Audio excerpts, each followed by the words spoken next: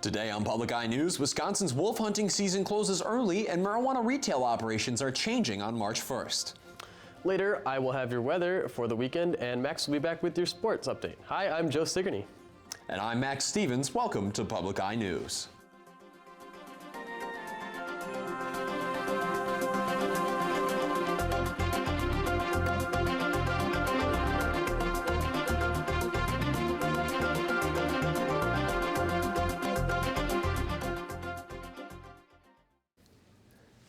The Dickinson County Healthcare System had its monthly Board of Trustees meeting yesterday, where the board unanimously voted to partner with the business advisory firm Plant Moran and also made clear intentions to collaborate with Bianco's Physical Therapy in the near future. DCH also reported no new positive COVID cases in the past few weeks, in addition to distributing over 2,800 vaccines across first and second doses. DCH Vice President of Clinical Services and Population Health, Dr. Sue Hadley, said that in conjunction with the health department and other community clinics, over 6,900 vaccine doses have been administered. DCH also reported ending 2020 with an operating revenue of $3.7 million. And after originally being scheduled to close this Sunday, Wisconsin state wildlife officials have announced the closure of all 6 zones for wolf harvesting effective Wednesday, February 24th. Wisconsin DNR Division Administrator of Fish, Wildlife, and Parks, Keith Warnke, said the closure of all wolf harvesting zones was due to each zone rapidly reaching their quotas set by the state. DNR Wildlife Management Director Eric Lobner went on to further explain that while the DNR was keeping a close track on the number of wolves reported, they actually ended up going just a hair over the quota.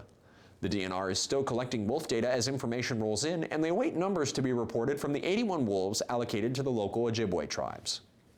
Beginning Monday, March 1st, 2021, applicants are no longer required to hold an active medical marijuana license to be eligible for the following adult use licenses: marijuana retailer, marijuana possessor, Class B marijuana grower, Class C marijuana grower, and marijuana secure transporter. The Marijuana Regulatory Agency released this statement today saying, quote, "Business entry into the adult use marijuana market will be more accessible for all Michiganders as the requirement to hold a license on the medical side of the industry will be removed," end quote.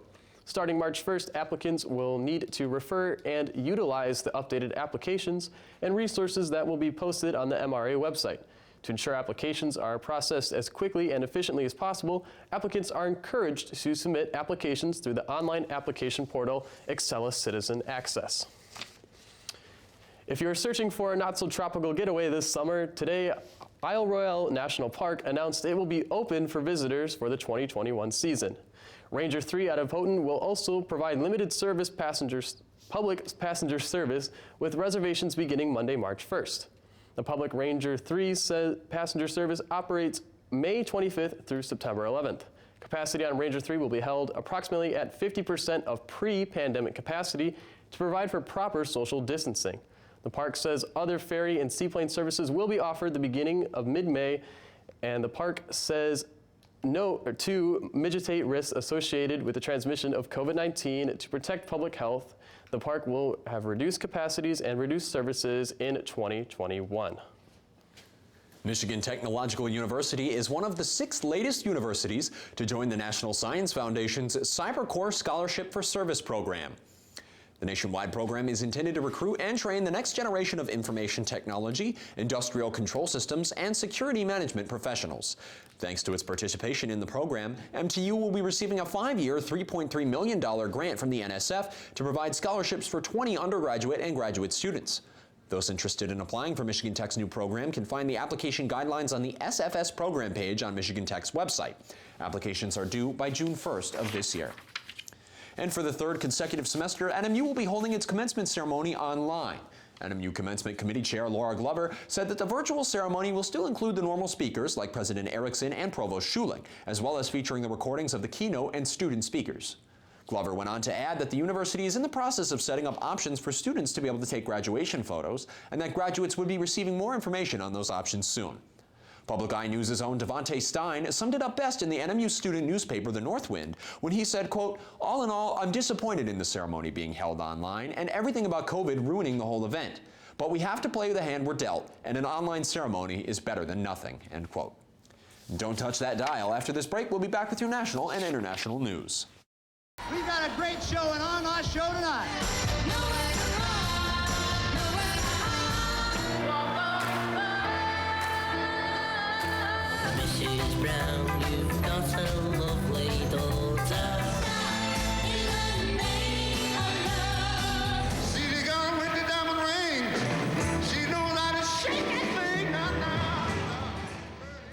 coming Saturday, March 6th at 9 on WNMU TV. Welcome back. Police and the military have begun joint operations to rescue 317 girls after they were abducted from a boarding school in northern Nigeria today. This is the latest in a series of mass kidnappings of students in the West African nation. Several large groups of armed men operate in Zamfara state, described by the government as bandits, and are known to kidnap for money and the release of their members from jail. According to local authorities, the attacks occurred at the girls' science secondary school in Jangbi town. Eyewitnesses said the gunmen also attacked a nearby military camp and checkpoint, preventing soldiers from interfering while the gunmen spent several hours at the school. It was not immediately clear if there were any casualties. The U.S. has taken its first known military actions approved by President Biden. The overnight airstrike along the Syria and Iraq border was widely considered an unmistakable message to Iran. Tina Cross has the latest from London. Mr. President, what? President Biden took no questions about the U.S. military airstrikes he ordered in Syria as he headed to Texas this morning. Mr. President, on Iran! The overnight attack targeted Iranian-backed militia members in eastern Syria near the Iraq border. The Pentagon says the strike was a response to recent attacks in Iraq that killed a civilian contractor and wounded a U.S. service member. CBS News has learned the mission was meant as payback for putting Americans at risk, but also calibrated to not raise tensions with Iran. We're confident in the target that we went after. We know what we hit. The Biden administration says it consulted with coalition partners before launching the strike. We allowed and encouraged the Iraqis to investigate and develop intelligence, and that was very helpful to us. But in Moscow, the Russian foreign minister says the U.S. gave them just a few minutes of advance warning. Russia is a close ally of Syria and is condemning the attack. Tina Kraus, CBS News. Mount Etna, the largest and most active volcano in the European continent, most recently erupted just 10 days ago and has been continuing activity ever since in brief bursts. Located in eastern Sicily, the volcano's latest eruption thankfully has caused neither deaths nor evacuations, as the latest lava eruptions were sent flowing down toward the uninhabited Bove Valley. Though in recent days, lava stones have rained down on the streets, the roofs of cars, and the roofs of homes in towns and villages around the mountain, the residents consider it a small inconvenience compared to the fertile farmland and the tourism revenue the volcano brings. Over the last 100 years, low-energy eruptions and lava flows like this one have characterized Mount Etna as it continues to fascinate the public with its relatively frequent and thankfully typically harmless activity. And the FDA has a pending emergency approval on Johnson & Johnson's COVID-19 vaccine. If passed, it will be the third in the world and the second vaccine to be produced in West Michigan. News Channel 3's Andrew Feather joins us to explain the enormous impact vaccine production is having on West Michigan. Pfizer and now Johnson & Johnson's COVID-19 vaccines being produced in West Michigan is a point of pride for many. Outside of that pride, though, what are the actual tangible benefits of vaccine production in West Michigan? Experts tell me that's a complicated answer. Pfizer pumps millions of COVID-19 vaccines out of its plant in Portage. As soon as it's approved by the FDA, Johnson & Johnson will start producing its vaccines in Grand Rapids. While the vaccines are making an impact worldwide, Tim Bartik, senior economist with the Upjohn Institute for Employment Research, says they'll likely produce a local benefit as well. I think it helps, but it's hard to quantify how much it helps. Vaccine production is already having immediate economic impacts. A spokesperson for Pfizer says the company has hired 450 people in Portage to work on COVID-19 vaccine manufacturing and distribution. Grand River Aseptic Manufacturing, which is producing the Johnson & Johnson vaccine, says they're hiring about 150 workers in connection to the project. Of those, about half have already been hired. The extra workers have extra income, and they're going to spend it on different things. Bartik says that increased spending will in turn create additional jobs. He says he expects there will also be indirect effects, including increased investment in health research from both private companies and the government following the pandemic, with some of that money likely flowing into West Michigan. How can some of the health research strengths that Grand Rapids and Kalamazoo have, how can we position those so that some of those research dollars flow into Kalamazoo and Grand Rapids? Bartik says many of the long-term impacts of vaccine production here in West Michigan are still unclear and depend on decisions from the government and pharmaceutical companies. Reporting from home, Andrew Feather, News Channel 3. Don't go away. After this break, Joe Sigourney will have your weather report for the weekend, and I will be back with your sports update. Stay tuned. It's a trip. Just like the white wind sings a song, sounds like she's singing. It's a journey. Stand back. Come with me. And rings like a bell through the night.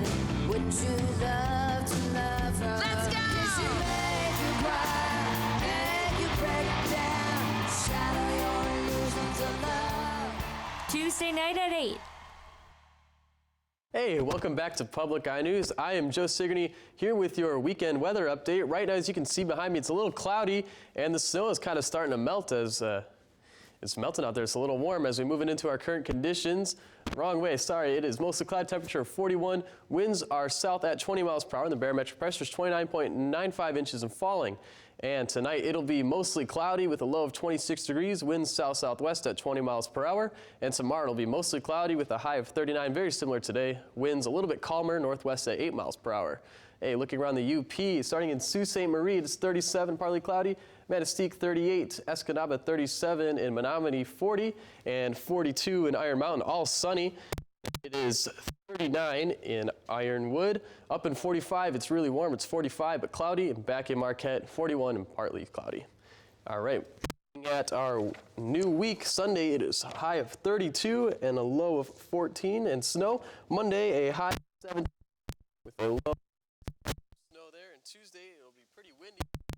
A high of 9 and that is all I have for weather. Max, you are taking it to sports now. Thank you, Joe. Disgraced former U.S. gymnastics coach John Geddert was found dead yesterday afternoon, taking his own life hours after being charged with sexual assault, human trafficking, and running a criminal enterprise, among other crimes. These charges were the latest fallout from the Larry Nassar sexual abuse scandal, the former Olympic gymnastic team doctor. Geddert had long been associated with Nassar, and Nassar frequently treated injured gymnasts at Geddert's Lansing area gym. According to the Michigan Attorney General's office, the charges against Geddert had little to do with Nassar and primarily focused on his use of his strong reputation in gymnastics to exploit the young athletes training under him. Geddert had been scheduled to appear in Eaton County Court near Lansing. Michigan Attorney General Dana Nessel described the events as a tragic end to an even more tragic story for everyone involved. And the NMU hockey team wraps up its regular season this weekend with a home-and-home series against arch-rival Michigan Tech. The teams kick off the series with a 7:07 puck drop from McKinnis Student Ice Arena in Houghton tonight, a matchup which will serve as senior night for the Huskies. Then tomorrow at 6:07, the teams return to the Berry Events Center in Marquette to finish off their regular season in a matchup that will serve as the Wildcats' senior night. The rival squads have already faced off 4 times this season. Michigan Tech has claimed the victory in each of those games, outscoring the Wildcats 13-5 over the course of the 4 meetings. And the college football programs at Michigan and Northwestern will be beginning this upcoming season with a new rivalry, as the teams will play each other for the George Jewett Rivalry Trophy.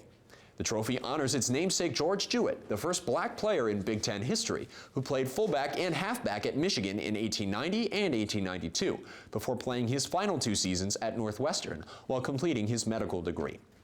In a statement to the public, Michigan Athletic Director Ward Manuel expressed great pride in partnering with Northwestern to honor Jewett and declared the birth of the Jewett Trophy a historic moment in college football history, as the Jewett Trophy becomes the first rivalry trophy in the FBS named for a black player.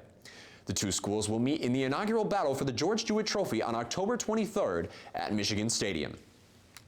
Well, Joe, we got a big hockey series coming up this weekend, and hopefully we can pull out just one game against the Huskies this year. I would hope. Yeah, I think it's important, especially with COVID and everything, rescheduling games. And unfortunately, that is all the time we have here on Public Eye News. Thanks for tuning in today. I'm Joe Sigourney. And I'm Max Stevens. Thanks for joining us. We'll see you Monday.